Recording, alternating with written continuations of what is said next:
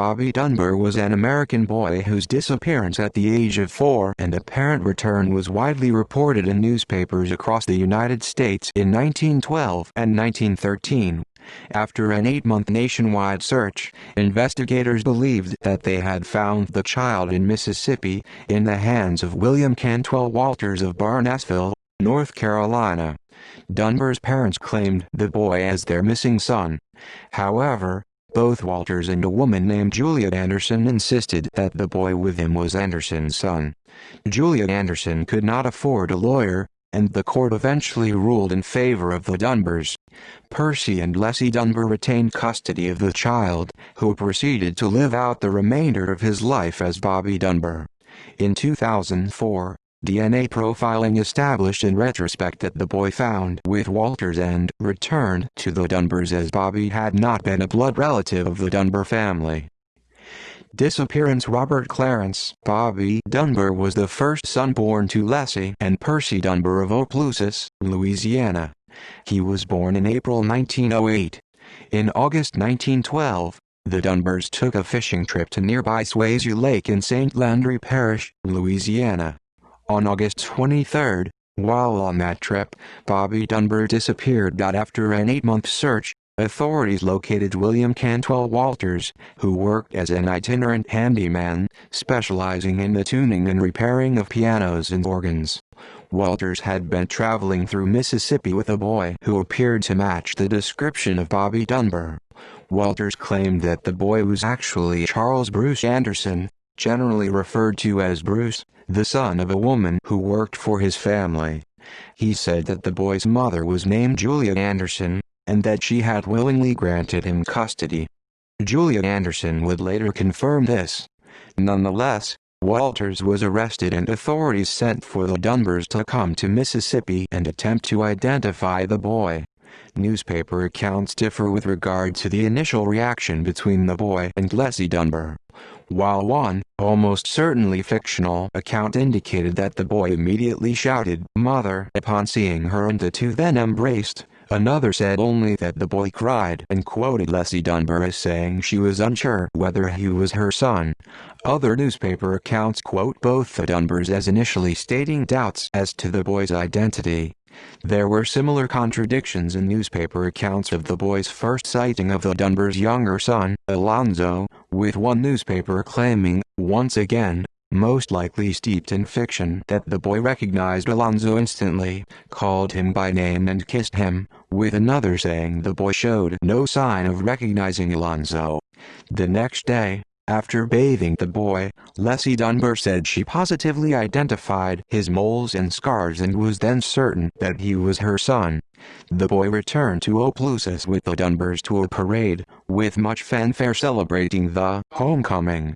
Shortly thereafter, Julia Anderson of North Carolina arrived to support Walters' contention that the boy was, in fact, her son, Bruce. Anderson was unmarried and worked as a field hand for Walters' family. She said that she had allowed Walters to take her son only for what was supposed to be a 2-day trip to visit one of Walters' relatives. She further asserted that she had not consented for Walters to take her son for more than a few days. According to newspaper accounts, Anderson was presented with 5 different boys who were of the same approximate age as her son, including the boy who had been claimed by the Dunbars.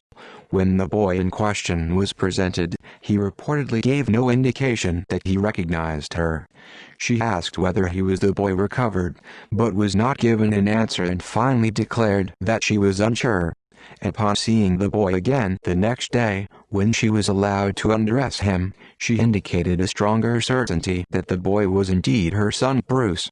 However, word had already spread about her failure to positively identify him on the first attempt. This, combined with the fact that newspapers questioned her moral character in having had 3 children, the other 2 deceased by that point out of wedlock, led to Anderson's claims being dismissed. With no money to sustain a long court battle, Anderson returned home to North Carolina.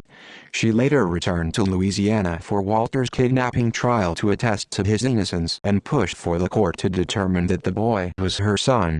At the trial, She became acquainted with the residents of the town of Poplarville, Mississippi, many of whom had also come to proclaim Walter's innocence. William Walters and the boy had spent quite a bit of time in Poplarville during their travels, and the community there had come to know them well, with a number of them asserting that they had seen Walters with the boy prior to the disappearance of Bobby Dunbar. Despite their testimony, the court reached the determination that the boy was in fact Bobby Dunbar. Walters was convicted of kidnapping, while the boy remained in the custody of the Dunbar family and lived out the remainder of his life as Bobby Dunbar. After the trial, the people of Poplarville welcomed Anderson and she began a new life there, eventually marrying and having 7 children. According to her descendants, she became a devout Christian, helped found a church and served as nurse and midwife to the small community. Although her children indicated that her life was a happy one after settling in Poplarville, they said that she nonetheless spoke often of her lost son and that their family always regarded him as having been kidnapped by the Dunbars. In 2008, one of Anderson's sons, Hollis, recounted the story for This American Life that in 1944 Bobby Dunbar Bruce Anderson visited him at his place of business, where they talked. Hollis' sister Jules has recounted a similar experience wherein a man, who she believes to have been Dunbar, came to the service station where she worked and talked to her for an extended period. The Dunbar family also has a similar story, as told by Bobby Dunbar's son Gerald. The family was returning home from a trip and passed through Poplarville when Bobby Dunbar said, "Those are the people that came to pick me up from." The Anderson family then had a brief visit with Dunbar. After Walters had served 2 years of his prison term for kidnapping, his attorney was successful in appealing the conviction and Walters was granted the right to a new trial. Citing the excessive costs of the first trial, prosecutors in Opelousas declined to try him again and instead released him. After his release from custody, Walters resumed an itinerant lifestyle. He died April 7, 1945 and was buried in Pueblo, Colorado beside his wife. The grandchildren of Walter's brother reported that during their childhood, he typically visited their grandfather a few times per year and that during these visits, Walters always maintained his innocence regarding the kidnapping charge. The boy raised as Bobby Dunbar married, had 4 children of his own and died in 1966. Later investigation years after Bobby Dunbar's death, one of his granddaughters, Margaret Dunbar Cutright, began her own investigation of the events, poring through newspaper accounts, interviewing the children of Julia Anderson and examining the notes and evidence presented by Walter's defense attorney for his kidnapping trial and appeal. Although Cutright had initially hoped to prove that her grandfather was a Dunbar, her research ultimately led her to doubt her belief. In 2004, after an Associated Press reporter approached the family about the story, Bob Dunbar, Jr. consented to undergoing DNA tests to resolve the issue. The results showed that Dunbar, Jr. was not related by blood to his supposed cousin, the son of Alonzo Dunbar, who was the younger brother of Bobby Dunbar, Sr. Since the DNA testing is conclusive, the fate of the real Bobby Dunbar remains unknown. 2008 radio documentary. In March 2008, Public Radio International's This American Life featured The Ghost of Bobby Dunbar, a radio documentary about the investigation of the case by Margaret Dunbar Cutright.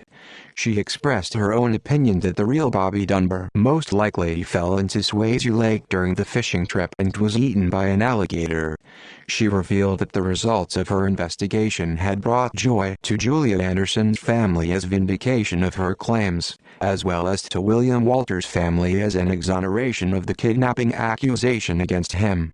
She also said that her findings had sown discord within her own family, as the majority of her grandfather's children and grandchildren considered themselves to be members of the Dunbar family, cherished their existing familial relationships, and were resentful of Cutright, both for having delved into the matter, and for having helped renew the topic in terms of public attention. See also List of people who disappeared. Walter Collins' Disappearance of Marjorie West. References External links: The Ghost of Bobby Dunbar, This American Life, Episode 352, March 14, 2008. Tom McThenia and Margaret Dunbar Cartwright interview on The Diane Rame Show, August 14, 2012. A Case for Solomon.